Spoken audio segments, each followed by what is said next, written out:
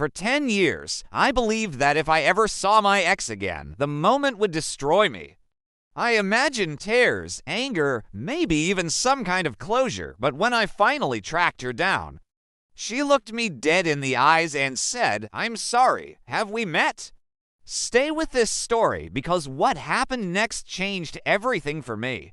And before we go deeper, hit that like button and subscribe because stories like this can help someone who feels stuck in their past. After a decade, I finally found her. I was braced for anger, for tears, for a fight. I expected anything, but not total forgetfulness. If you've ever imagined apologizing to someone from your past, comment "I understand" below so we know how many people can relate to this. For 10 long years, Clara was the turning point I couldn't let go of. She was the great regret, the what if that haunted my nights. But for her, I had become nothing more than a faded memory, a stranger in her own shop. It was a brutal, humbling realization. We were young when we met.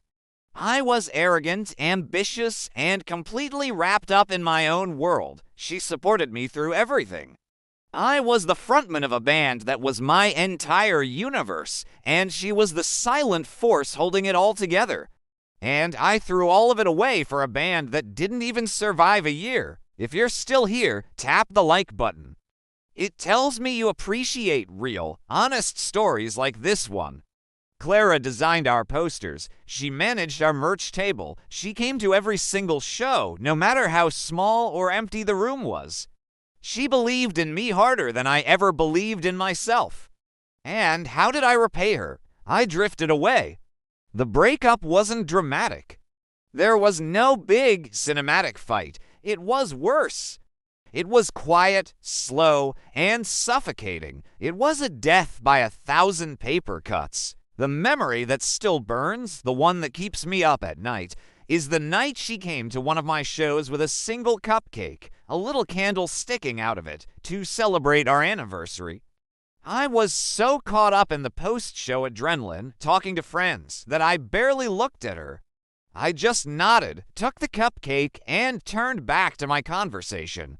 The look on her face, that flicker of disappointment, it seared into my brain. Before I continue, please subscribe. I share stories that hit the heart and remind us that we're not alone in our struggles.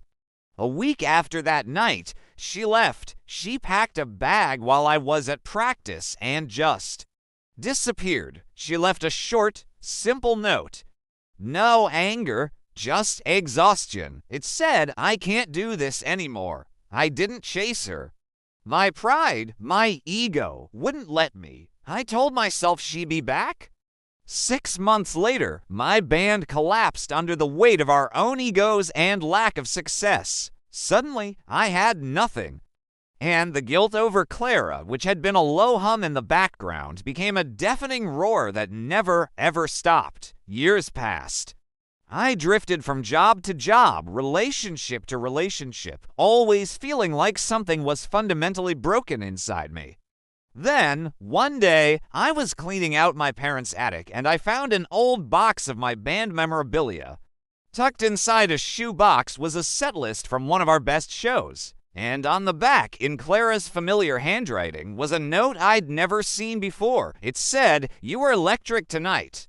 I'm so proud of you, always." Reading those words, her pride in me, it crushed me more than her anger ever could. It was a testament to the pure, unconditional support I had so carelessly thrown away. If this reminds you of someone you hurt, drop a comment. Sometimes just saying it out loud is the first step toward healing. That note was the catalyst. It pushed me to find her. Not to win her back. I knew that ship had sailed a long, long time ago. I needed to find her to free myself from the ghost I'd been carrying for a decade.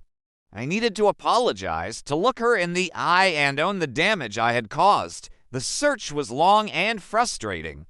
I ran into dead ends, had awkward conversations with old mutual friends, and got a lot of advice to just move on. But I couldn't. Then, finally, through a friend of a friend, I got her address. Or rather, the address of her business. She owned a bakery called The Rolling Pin. The name itself sounded so warm, so peaceful. everything I wasn't. If you're invested in this story so far, share this video with one friend. You never know, you might help them process something from their own past. The drive to her town was 6 hours long, and I rehearsed my apology the entire way. I went through every possible scenario in my head.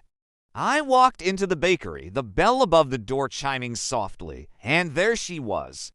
She was behind the counter, wiping it down, and she looked up and smiled that polite, welcoming customer service smile.